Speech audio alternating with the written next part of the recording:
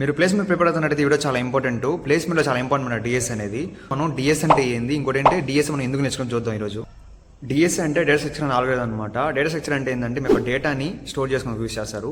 Next algorithms అంటే ఏంటంటే ఆ యొక్క డేటాని ఎఫిషియెంట్గా ప్రాసెస్ చేసుకుని ఉపయోగిస్తారు అనమాట. సో ఫర్ ఎగ్జాంపుల్ ఒక బ్యాగ్ తీసుకోండి, ఆ బ్యాగ్లో మీకు కావాల్సిన వస్తువులన్నీ పెట్టారనమాట, అరేంజ్ చేశారు, అదే డేటా స్ట్రక్చరు. ఇంకోటి ఏంటంటే ఆ బ్యాగ్లో మీరు ఒక వస్తువు తీయాలనుకుంటున్నారు, ఆ వస్తువుని ఎంత ఫాస్ట్గా తీసిన అనేది ఆల్గరిథం అనమాట. నెక్స్ట్ మనం డిఎస్ ఎందుకు నేర్చుకోవాలనుకుంటే ప్రతి ఒక్క కంపెనీలో డిఎస్ అడతారనమాట. మీరు ఇంటర్వ్యూకి వెళ్ళిన డిఎస్ అడతారు. సో డిఎస్ నేర్చుకుని అనుకోండి ఈజీగా ఇంటర్వ్యూ క్రాక్ చేయొచ్చు అనమాట. నెక్స్ట్ ఇంకోటి ఏంటంటే మీ యొక్క ప్రాబ్లమ్ సాల్వబిలిటీ, ఇంకోటి ఏంటంటే మీ యొక్క లాజిక్ బిల్డింగ్ ప్రతి ఒక్కటి ఇంప్రూవ్ చేసుకోవచ్చు డిఎస్ నేర్చుకొని. కంప్లీట్ రోడ్ మ్యాచ్ చూద్దాం అనమాట డిఎస్ఐ. ఫస్ట్ ఏంటంటే ఒక ప్రోగ్రామింగ్ లాంగ్వేజ్ నేర్చుకోవాలన్నమాట. పైథాన్ అయినా, జావా అయినా, C++ అయినా దాంట్లో బేసిక్ నుంచి ఇంటర్మీడియట్ నేర్చుకోవాలి.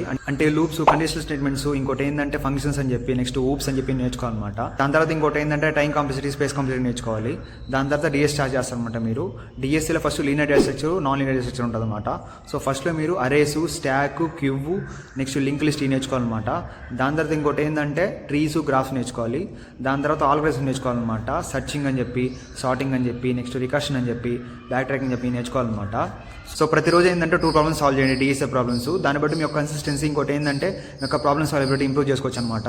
సో డిఎస్ అనేది అంటే మాక్సిమం 2 to 3 months కంప్లీట్ చేసేచ్చు అనమాట. సో ప్రతిరోజు మీ యొక్క టాపిక్ అనేది, ఇంకోటి ఏంటంటే ఒక దాని మీద క్వశ్చన్స్ అనేది ప్రాక్టీస్ చేయండి. ఇలా నేర్చుకున్నాను ఈజీగా మీరు డిఎస్ఏ కంప్లీట్ చేసేయచ్చు తొందరగానే. సో ఇన్ని ఉన్నాయని భయపడమాకండి. ఒకసారి మీరు స్టార్ట్ చేశారనుకోండి ఈజీ కంప్లీట్ చేస్తాను మీరే. డిఎస్ అంచనా టాప్ రిజల్ట్స్ చూద్దాం అనమాట. దాన్ని యూస్ చేసుకుని మీరు ఈజీగా డిఎస్ఏ నేర్చుకోవచ్చు.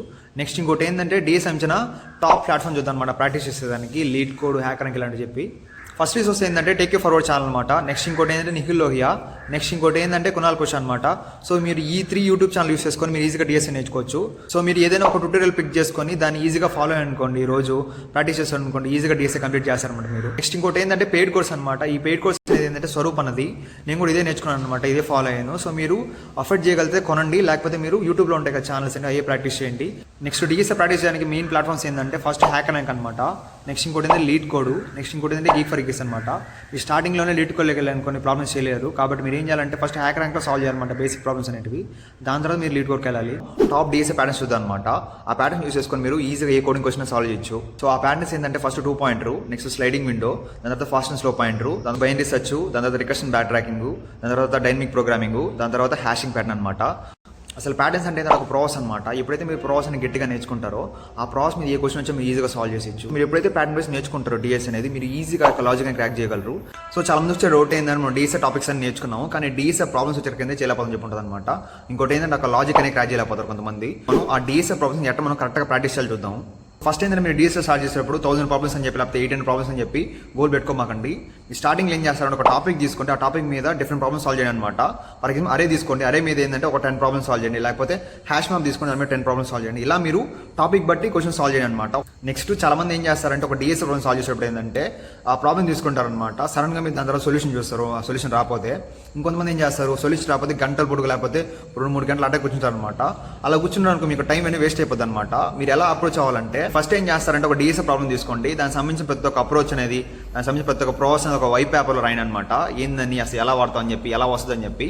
సో మీరు దానికి సంబంధించిన 45 నిమిషాలు కూర్చోండి, మాక్సిమం 45 నిమిషాలు, 30 to 40 నిమిషాలు కూర్చోండి సరిపోద్ది. అంతకంటే ఎక్కువ టైం అనుకో టైం వేస్ట్ అయిపోదు. కాబట్టి మీరు యూట్యూబ్ ట్యూటోరియల్స్ ఉంటారు కదా, అవి చూడండి ఎలా చేశారని చెప్పి. ఇంకోటి ఏంటంటే మనం ఎలా అప్రోచ్ ఫాలో అయ్యారు, సో దాన్ని బట్టి మీరు మిగతా క్వశ్చన్ కూడా సాల్వ్ చేయాలన్నమాట.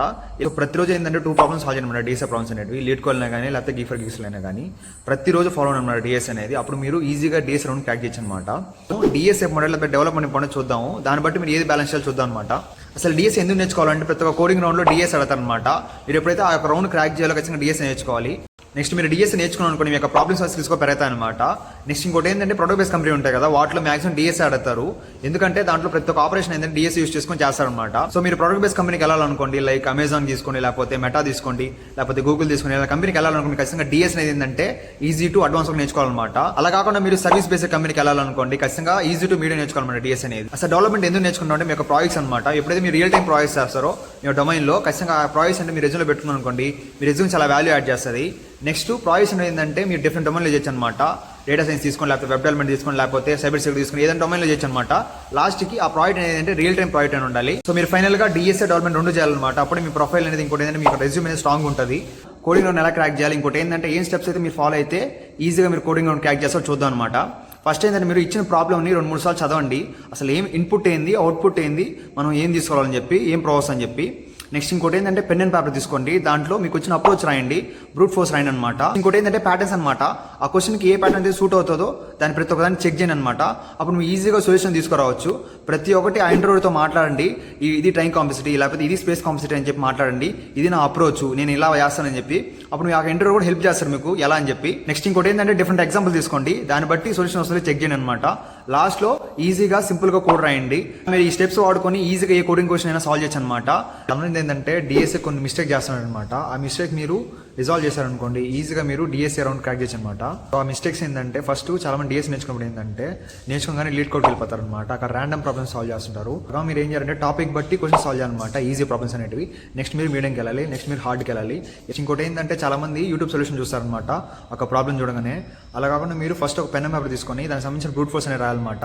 ఇలా మీరు స్టార్టింగ్ లో ట్యూటోరియల్స్ చూడకుండా ఓన్గా మీ యొక్క సొల్యూషన్ ట్రై చేయాలన్నమాట. అప్పుడు మీ యొక్క ప్రాబ్లమ్స్ స్కిల్స్ అనేవి పెంచుకోవచ్చు అనమాట. నెక్స్ట్ ఇంకో మిస్టేక్ ఏంటంటే చాలా మంది ఒక వారంలో డిఎస్ఏ చేస్తారు, లేకపోతే 2 వీక్స్ చేస్తారనమాట, నెక్స్ట్ వదిలేస్తారు.